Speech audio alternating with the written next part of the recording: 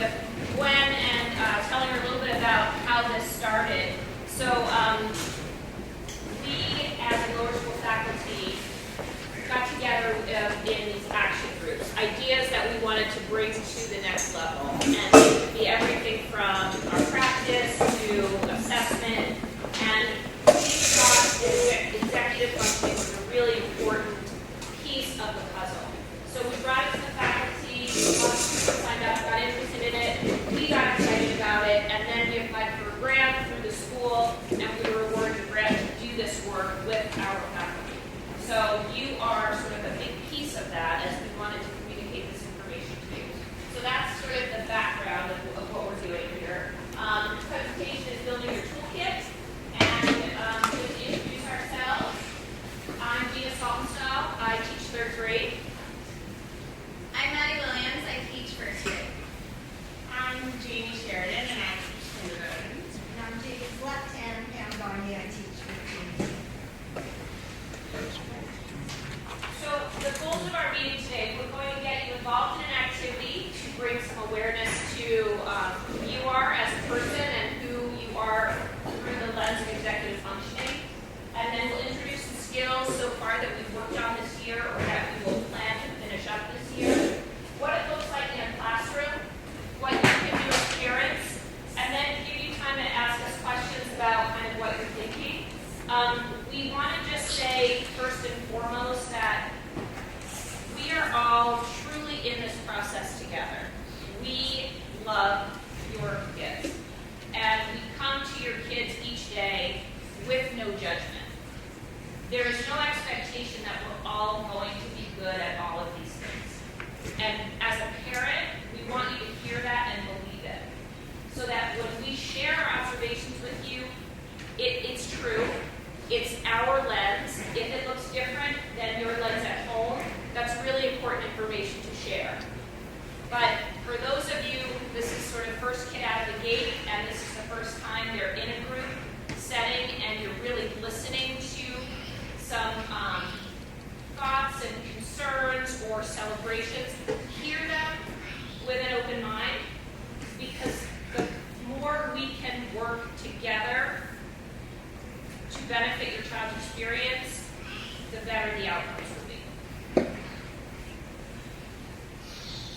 So let's get started with an activity. In the middle of your table, you will find an EF checklist. There should be enough for everyone, but if you don't have one at your table, we have some extra.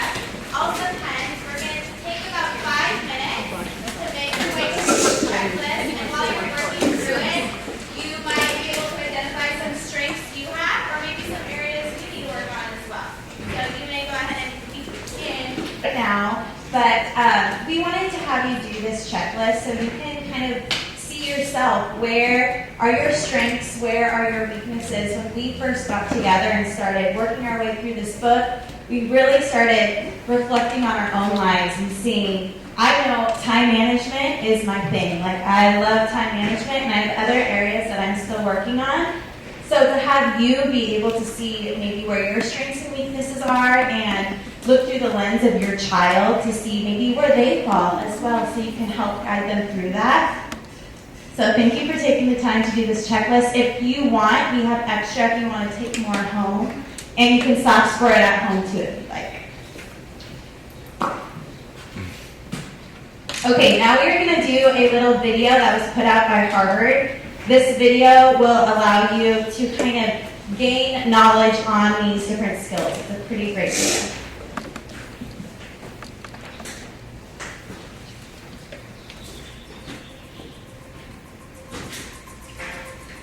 Science tells us that brains, minds, are built, not born.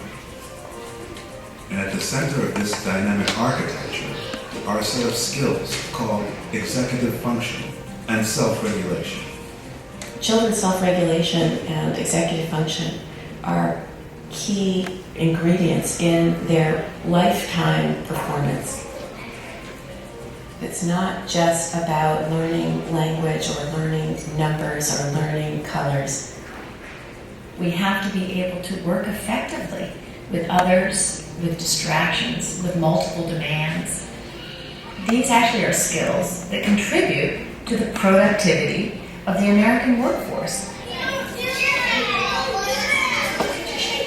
What should you have done next? Educators, I think, are looking for just this sort of thing. And when we describe what we mean by executive function, they say, yes, that's it. That's exactly, the problem. These kids, they can tell me these rules, but they can't actually use them.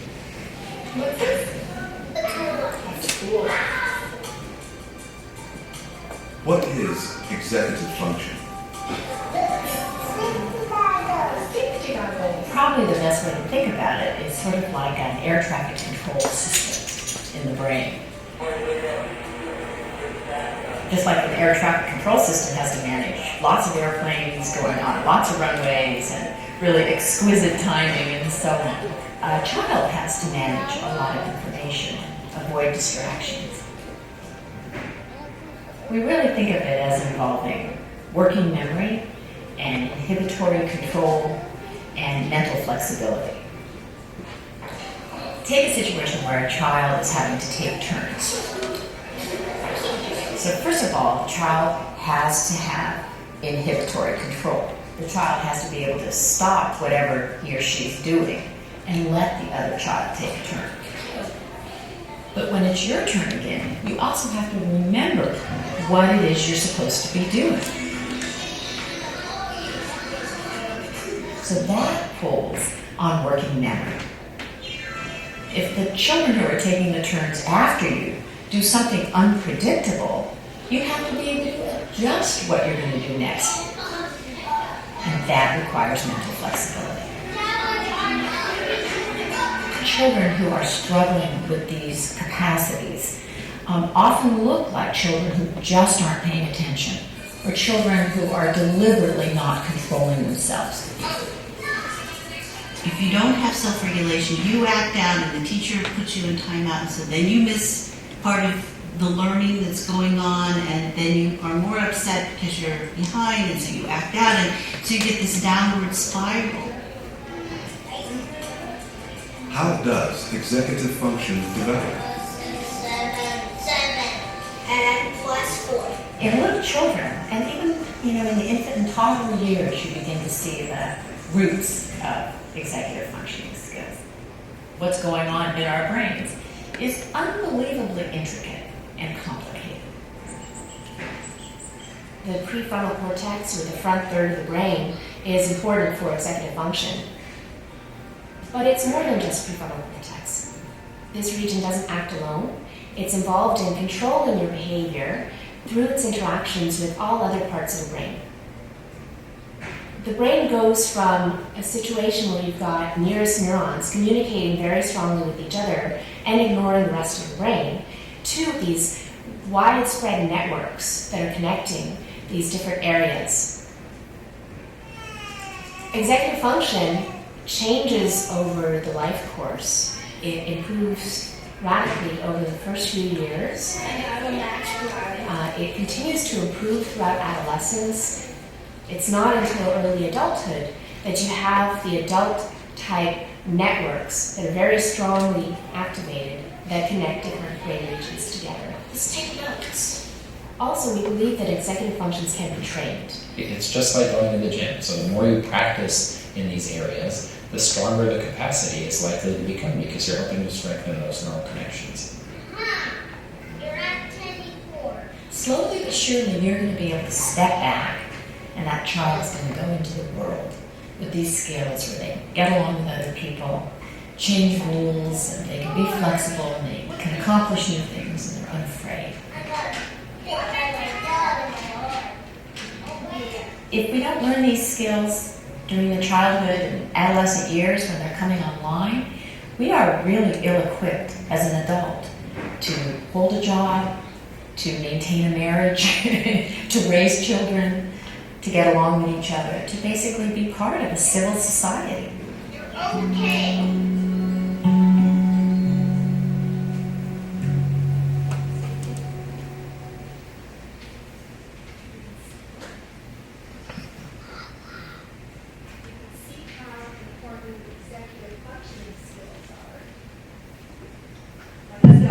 Oh, there it is. I'm finding with technology. And it's my lecture magnetic personality. But you can see how important executive functioning is. So now we're going to go into an activity. And I want you to be very brave. Our classrooms are safe places, and we're going to have you do an activity where you are speaking out loud the colors that you see. And you will call out the colors, not call out, but say the colors as you see them. And you're going to start just like you would when reading a book. You're going to start at the top left and read across and then sweep across. And as you say, you're not going to read the word, you're going to say the color. So we go to the first slide. So start with the color red and say the colors out loud as you see them at your own pace. 1, 2, 3, Go. Red, green, blue, yellow, pink, orange, blue, green, white, green, yellow, orange, blue, white, brown, red, blue, yellow, green, pink, yellow, green, blue, red.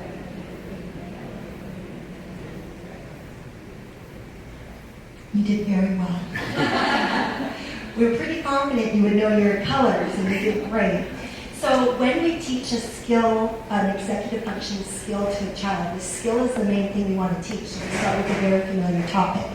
You're going to do the exact same thing on the next slide. You're going to start when I say 1, 2, 3, go. And you're going to read you're going to say the color. I should have said the word. Say the color that you see, and you're going to follow that same pattern. Okay, so next slide. 1, 2, 3, go.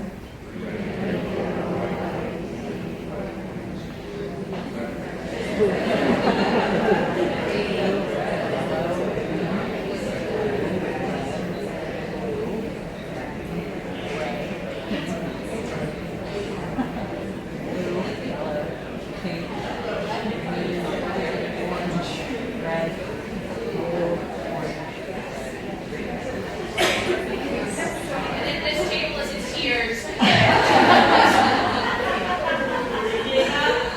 Ways stay with it when a task is challenging. That's great. So you see we put a challenging task up because it just shows how used you are to reading. So this is an example of response inhibition where you have to stop and really think. When something is challenging, it's difficult, does it come as naturally, even though you all know your colors. You just proved that to us in the last slide. We threw a challenge up and you had to stop, slow down, take a deep breath, and think. And you were very brave saying it out loud. You did, so thank you. Because we haven't established such a safe environment as we would in the classroom. So this is an example of a lesson we may teach children to realize that to stop and think to do their best learning. Okay, some of these examples up here, these are what challenges might look like in the classroom. And with many of the executive functioning skills that we're teaching, they do overlap. So some of these behaviors or these challenges you may present in the classroom, and they also may present at home. You may see these at home if your child is procrastinating, easily distracted, they just have a hard time completing things, a hard time completing their homework or their tasks independently in class, not because it's too hard, just because they can't get it done. Their emotional responses, and in the classroom we see some children that have executive functioning challenges have trouble with transition from the playground into the classroom, going into a specialist class as well. And so these are the 5 executive functioning skills that we are introducing. We've introduced 3 of them to our students this year, and our hopes are to have these 5 executive functioning skills introduced so the children are very aware of these characters, and hopefully they'll come home and bring them home to you and teach you a little bit about them. So Pam was talking about Stop-A-Tron. Stop-A-Tron is the executive, it's for the character for the executive functioning skill for response inhibition. And you see he has that stop sign on his chest, and that is to remind the child to stop, think, ask for help. It gives them an opportunity to take a deep breath, ask for help before reacting to a situation that might be hard for them. In the classroom, you would see a child that has a challenge with response inhibition may call out in class, interrupt, often wander around the classroom. And outside the classroom, they may act out physically if they get upset about something, or they may engage in rough play. And so all these things are executive function. This is for response inhibition. So the next executive functioning skill that we introduced was AwareBear. And AwareBear helps us to think about our thinking. And AwareBear helps all the executive functioning skills, all of them work together, and we need AwareBear because it's metacognition. And children with, it just helps them to stop, think, and really be aware of their surroundings. What's the rest of the class doing? Where should I be? Where are we going right now? If everybody else is sitting down at the carpet, then okay, I'm going to stop, I'm going to think, I'm going to go to the carpet and do what I'm supposed to do for the lesson. And the common language used for that is thinking about our thinking. And then we have sustain or degrade, and that is the executive functioning skill that we're teaching the students right now at this moment. And the common language that we use with sustain or degrade is focus, focus, where's your focus? And this is for sustained attention. So if your child comes home and repeats that, that is what they've been talking about in class, and we use it quite a bit. A child that has a challenge with sustained attention would be a child that appears to be tuned out, or they are actively distracting themselves or others, and they just can't tend to the task. So it's not that they don't want to, and it's not that they can't. They're just having a difficulty in this area, and it's our job to help them stay focused and get on track and help them to be able to complete the task that they are asked to do. And later on this year, we're also going to talk about Flexi-Lexi. And Flexi-Lexi, it focuses on the executive functioning skill of flexibility. And these children that are challenged with flexibility may be children that you would see in the classroom that they get frustrated with their schoolwork. Sometimes they act out inappropriately, but you'll really see it with children that they don't like a changing routine. So I know I have a child myself that needs a routine, and if you don't, when it changes, they get upset or anxious. So Flexi-Lexi will be introducing soon, and we're just trying to teach the children with that, the common language, go with the flow. Just go with the flow. Sometimes things change, and how are we going to adapt, and we'll teach the children strategies on that. And then Gracie Goalsetter, she focuses on the executive functioning skill for goal directed persistence. And so it may present in a child where in the classroom they just give up when something is very hard. Or right away, they give up on it, or they feel overwhelmed by the assignments that they have in class, or assignments that you give them at home, or things that they do at home. They can feel very overwhelmed with that.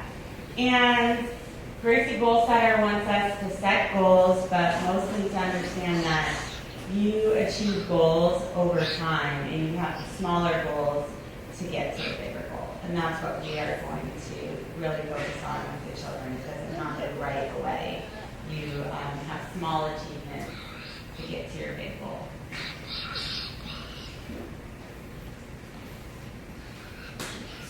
Katie was talking about the skills, she was using common language.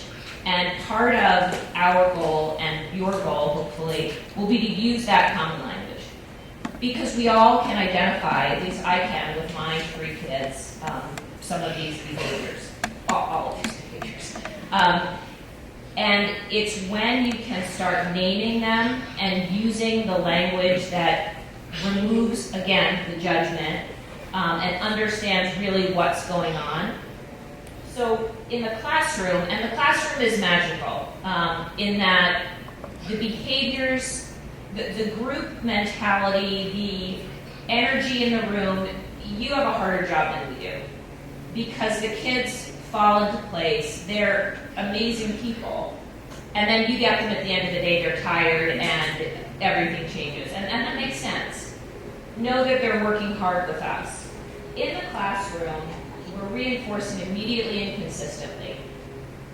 Now, when you're doing 15 other things and you're trying to get your kid out the door, or you're trying to make dinner, or you're trying to do whatever, it's hard to stop and say, I noticed that you put down your phone. That's amazing. Thank you for doing that.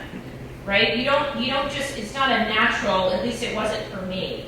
It's incredibly natural in the classroom. It's what we do all day, every day. And when you do that, when you reinforce that behavior, it starts to stick. So whether that looks like in a first grade or kindergarten classroom, I noticed you came in, you took your backpack, you hung it up. That's fantastic. How did you know to do that? And all of a sudden, this whole body language changes. And then after that practice is done 6, 7 times, when they don't hang up the backpack, you address that too. Your backpack is on the ground. You're not going to have it later. That's not going to feel good. So it's as direct there as it is on the other side. Once you know they can do it, then you can expect them to do it. So praising a student every time he shares, raises his hand, and then when he doesn't or she doesn't, they're ignored. Now that sounds harsh. We have a rule in our classroom, you push your chair in. Well, we know that everyone can do that. We've seen it consistently. Well, a child didn't push the chair in, no chair. He said, where's my chair? I said, where do you think? He said, I didn't push it in, did I? I said, no. When will I get it back? When do you think you should get it back? So again, it's putting it back on them. He has his chair back, it's pushed in. It's a little thing, but it's a classroom rule, and it's a rule for that sole purpose of accountability. To piggyback off of Gina, as teachers, we want our students to know that we notice them. So we want to reinforce what we call doing behaviors when we see them putting effort forward to strengthen these skills. So for example, a first grader, when they come to school in the morning, they have to unpack their bag, get out their planner, their folder, put it in their desk, read the morning board, and then start their morning work. Which for us, or even a fourth grader, would be a lot easier. But for a first grader, that is a lot of steps. So when we see them actually doing these steps on their own and taking the initiative, we might say, we noticed you unpacked your bag, you took everything out, you read the board, and you started your work all on your own. We are so proud of you and we notice you. And we also want to make the connection to these steps they're taking and how that makes them feel. Because it's going to only empower them, and they're going to continue to want to do that, to feel good about themselves, and they're going to start potentially seeing academic successes coming from it. So we really want to build that connection in there. One other thought on that. We tend to, not all of us, but some of us, can throw our kid under the bus. Meaning, he always loses his jacket. He's not good at that. We know he's not good at that. Okay? But he'll get it. So when you come in and you have a concern about your child, voice it, but also know that we get it. We all lose our jacket. We all lose our homework. You don't have to say, this is a constant problem. Share it, and it's not necessarily for us, it's for you, because sometimes when we use that language about our child, it reinforces that, like, God, are you kidding me?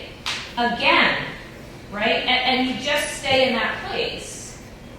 And you don't need to, right? You just accept it. It will not be forever. And we are not judging it. We've been there 1,000 times. So there is no judgment around the kid didn't bring the homework, late again to school, it's probably your fault. But it's just, advocate for your child, again, with that open heart and open mind.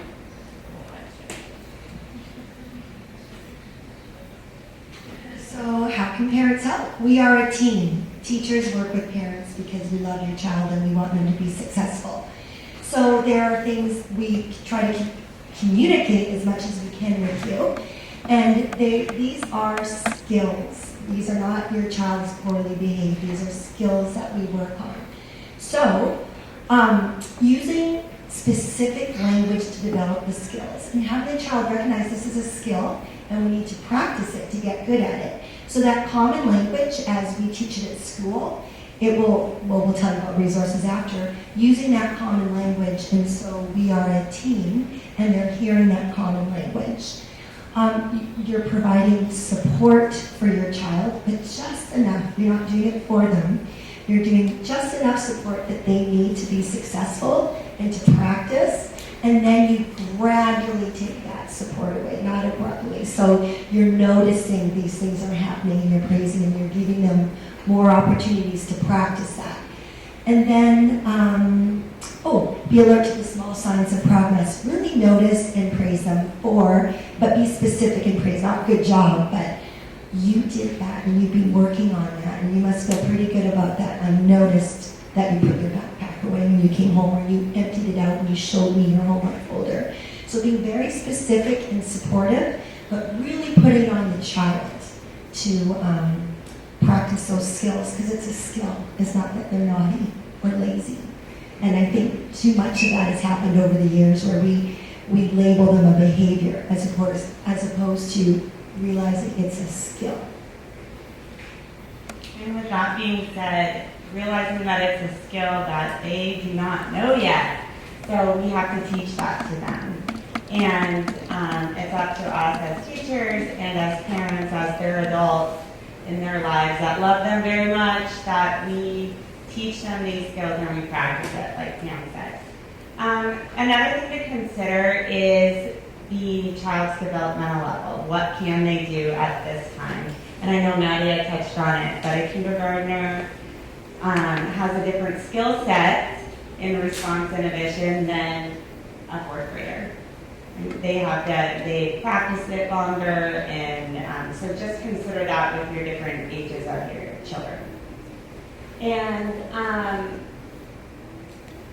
I think just like also giving your child that sense of independence that empowers them to help with the skills. So in my house, for example, I don't know if anybody else can relate, but our mornings are crazy. We get up and we're up on time, and it doesn't matter what time we leave the house, it feels like it's always rushed. And then I'm wanting to pull my hair out, we're all running to the car, we have a waffle in the car and we're eating it, and maybe somebody grabbed a bag of Cheez-Its on the way or something to try to sneak in the car. And we're driving and we're all a little frazzled and upset, and we get to school and it's just crazy some mornings. And we had to sit and think, as my daughter, who is Lexi, cannot have routine change. She said, we sat down as a family and we said, all right, what are we going to do? Our mornings we're going bonkers in the mornings, and it doesn't feel good. What can we do? All right, well, let's make a plan. What do each of us need to do in the morning to make our mornings better? What we need to prioritize. And so we've been doing that, and we're trying it, and you have to practice it. You can't just do it once. But this morning was better than yesterday. And so that's all that, and then we recognize that. This felt great. It's better than rushing to school, and then, it's just, you have to practice it, and as adults, we have to practice it with them. So, including myself. So one thing I'm not sure if it was mentioned, but it is developmental. So they're not born with these skills being. So we have to explicitly teach, like we said. But don't forget too, just because they're 4, other children that are 4 may be more advanced in that skill set. Because it's interesting, as you did your checklist, you probably see where you are stronger. We have our natural innate strengths, but that doesn't mean we can't practice and strengthen the skill sets that we're weaker in. So, like Jamie's got 3 kids of different ages, the expectation for the youngest is different than the oldest. And what you were saying, so you have to be very specific, make the changes and support them. But it's a skill, it's not a behavior.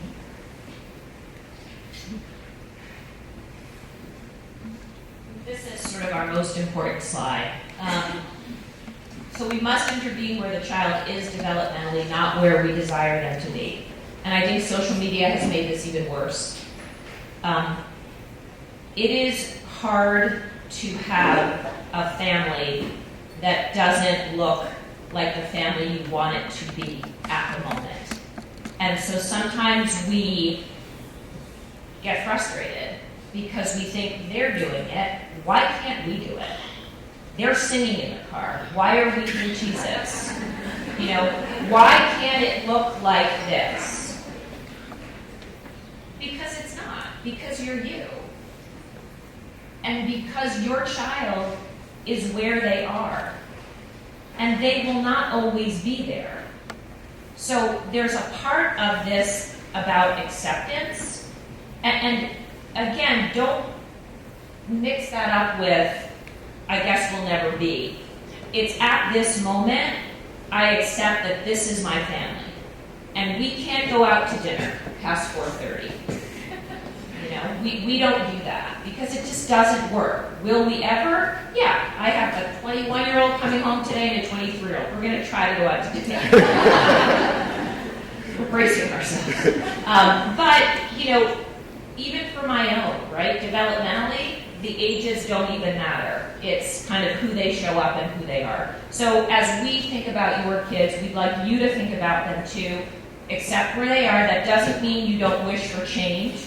That doesn't mean you don't teach for change, but you take them where they are. And sometimes that 4-year-old knows more than that 4th grader. The 2nd grader knows more than the 4th grader sometimes.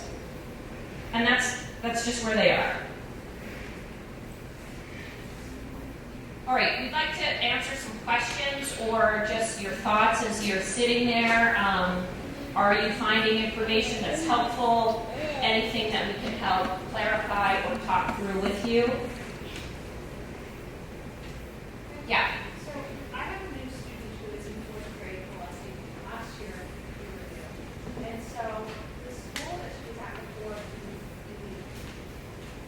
not the same type of lesson and structure skills.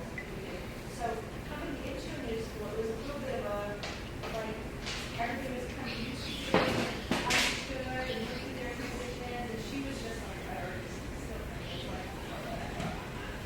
so is there a packed course or parent packet or something? We have a pill, actually. We chose them before we started.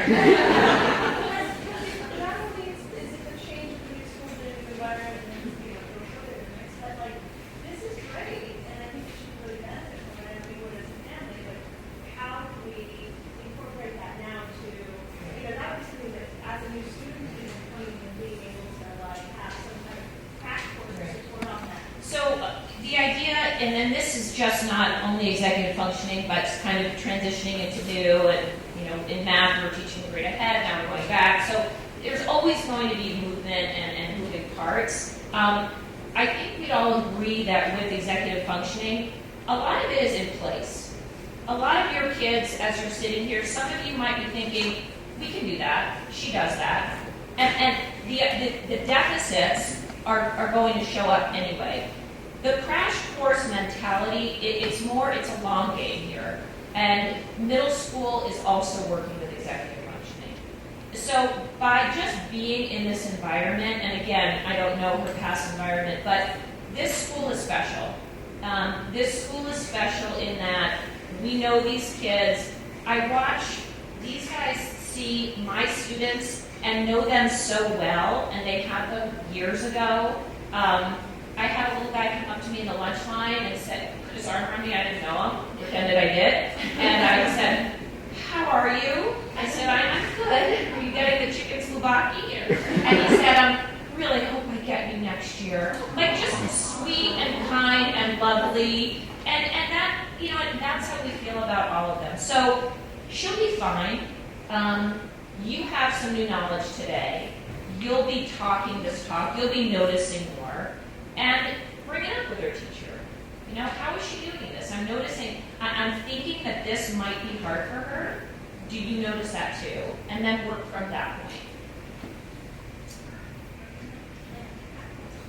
If it makes you feel better, my children are like 24, 26, 27 and a half. And I didn't know this back when I was, you know, they were young children, and I've been teaching for 30 years. We were doing a lot of it, we just didn't call it what it was. We were kind of modeling it, and then we were expecting them to pick it up from our modeling. So what's great about this executive functioning, where we had our aha moment as a staff, is like common language. Call it what it is. It is. It's a skill, it's not a behavior. I think I've said it about 10 times because it's so important to recognize it's a skill set. So when your child has a deficit or a challenge in that area, they're not being naughty. They're just developing a skill set, and they may need extra practice. From this study, I now set my alarm because time management, it's Maddie's strength, it's my absolute weakness. I get caught up in a moment. And so I have alarms now that, you know, as poor Jamie, it's like, and then I don't even turn it off right away. She's a saint for putting up with all the alarms. But I recognize at the age of 53 that I needed that assistance because my time management skill is weaker, but I'm working on it. So, you know, no matter where, like Gina said, where she came from, it's being modeled. Teachers do this as part of our classroom management. It's just now we're calling it what it is, and we're being much more explicit with teaching. So, and it is developmental. And one last thing, I heard you say packet. Just so you all know, in a second we're going to share some resources with you where you can continue to learn more about these skills at home and do some implementation in your household as well. Yeah. So, Adrian's in your class, and so my first two sons were 10th grade and 6th grade were pretty good executive function. My husband has great executive function. I'm not, like, I'm terrible. And my youngest, I think, is a little bit more like me, but he's trying to develop good skills. And I guess the thing I just don't know as a parent what's developmental. We have parts, you know, the first two words so executive functioning, oriented, or they just have an athletic skills that we do.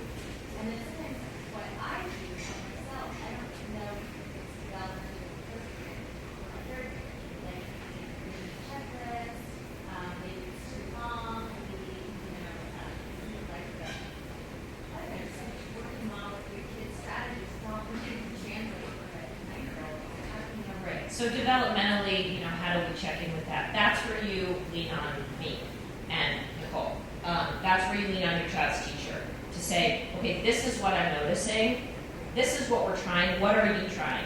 What you're hoping to hear is that it's getting better, and it's getting better. It is, absolutely.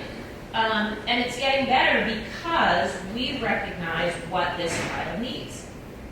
And so when he becomes the director of the project he's working on right now, he can't be stopped. So we notice what they need, and then we try to implement, we try to put something in place. But as a parent, this is where you check in with the teacher and say, what are you doing? What can I do? It's going to look a little different at home and at school. And then, is it getting better? Are we moving forward? Are we noticing those little tiny shifts? And you want to hear yeah. And if you hear no, then you take out the paper and pen and you start brainstorming. All right, what can we do? We're going to try this for 2 weeks. You know, we're going to turn off the TV in the morning. We're going to get in bed earlier. We're going to use a book on tape, whatever it is. But that's where we work together. And I can tell you, looking around at some of these faces, you guys have been unbelievable in teaming up and working together and hearing what the feedback we're giving you. So thank you for that. Any other questions? We have about 10 more minutes. Oh, yes. Are you guys doing this with all grades, like for fourth grade, or anything, like dividing, like, hey, please, watch out, Scotron? You gotta know, like, Yeah. all So, the characters? They or- are. So we had a really fun, we had a Stop-a-tron con, which was every class made their own version of a Stop-a-tron, and these are the third graders made them out of Legos. And then one morning we had a news break flash, and the kids were all instructed in complete silence to come out into the courtyard. Star Wars music, I think, was playing in the background, and we lined up all our Stop-a-trons, and it was silent. And we stared at all the Stop-a-trons, and then we waved goodbye to them and we walked back, and that was Stop-a-tron. So everyone has the exposure to it. I think teachers are using it as they see where their classroom needs it. But again, it's another good question to ask your kid's teacher. Hey, I went to this thing. I'm noticing, is this a skill that you're seeing in my child? You know, what can I do? What can I do to help? In kindergarten, we made our Stop-a-trons from recycled goods. And it was so interesting watching the kids build their Stop-a-trons. They're all unique. But one of our little ones had this bottle on top with a feather inside. And she was madly looking around for a lid because she said, my stop, and they all had stop signs on. And they could all tell you the different parts, which is, oh, I need a lid because my Stop-a-tron stops and thinks, and that feathers the idea. And we don't want it to fly out. So it just, even though they can say stop and think, all the kids are still going to have to practice that skill throughout their developmental stages. But it's great for them to be able to really know to stop so you can think. And that little feather was that idea that she got from stopping and thinking. And to think about, just to piggyback off of that exact example, that little girl in our class, the kids do begin to apply it. Once they understand, they do apply it. I can't tell you how many times where we have said, okay, we're transitioning out the carpet, or we're coming in from a class and we're waiting patiently for all the kids to come down, and if she sees, if that little lovely sees any frustration on Pam's face or my face, and we're just waiting patiently, next thing you know, there she comes with the breathing ball. Do what Stop-a-tron would do. Just take 3 deep breaths. And she's like, do you need the ball? I'm like, yes, I do. I do need the ball. Thank you. Yeah, I know. I'm trying to be so calm. But I don't know. But we feel like we're so calm and we're being patient. But they can sense it. And you know what? Stop. Do what Stop-a-tron would do. And she hands the ball. And here we all are doing deep breaths. And it works. And it's great. And they do apply it. They want to learn these too. And to feel more comfortable. And so we're just so excited about this work. And we've been teaching our faculty once a month too. So it's awesome. And we've had so many aha moments. And we hope you see those aha moments in your kids too. No, I want to say thank you, because I've given it a name. I mean, in our house, I always say, we say stop, think it through, and focus on why we're here. But now when I say, this is not a negotiation, when I'm disciplining, now I realize it's a skill that I need to teach them, not a discipline. That's so Great. And it's just I appreciate if that. that's all you get out of it, if you just get this greater appreciation of where your child is, that's a win. Yeah. That's a win for the day. So thank you, ladies. Yeah, thank you. Anybody else? Okay. The resources are available to you as we're here for you. We're here for you. Your teachers are here for you. But also, in our weekly newsletters that you'll get, will be an executive functioning corner, and for the month of March, this presentation will be available. So you just have to, it's a link right there, the executive functioning cheat sheet. And how we grew in our understanding when I do the book, we read this book over the summer with the grant. You don't have to read the book. There are so many, for those of you who are interested, there's so many podcasts and videos that you can listen to. There's articles, and then of course we're here, and we will have, every month we'll have a different character in our, that we've taught the kids already. So they'll already hopefully be very familiar with the language and have some strategies. So that's the thing, we don't just teach the character, there's strategies to go along with it. So hopefully they already can tell you about it. But those resources will be available for you, as are we.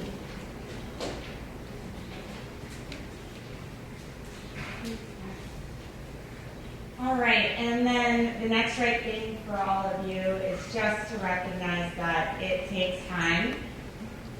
Your child, when you empower them and you give them the independence to work on this skill at home and be a part of it with you and a part of it with us in the classroom, that we have to take a step back, and it may be slower for them to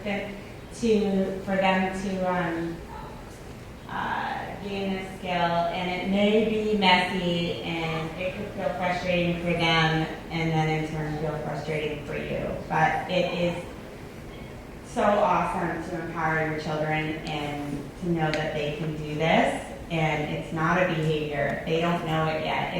It's a skill.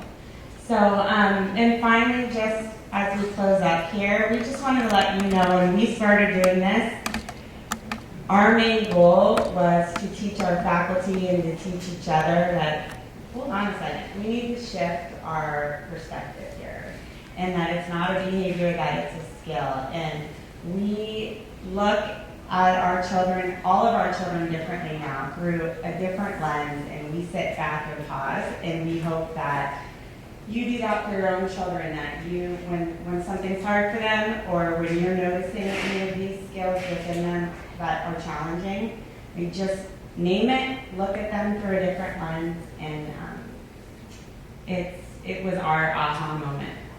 So we appreciate all of you, and thank you so much for coming to learn about this, something we're all so passionate about.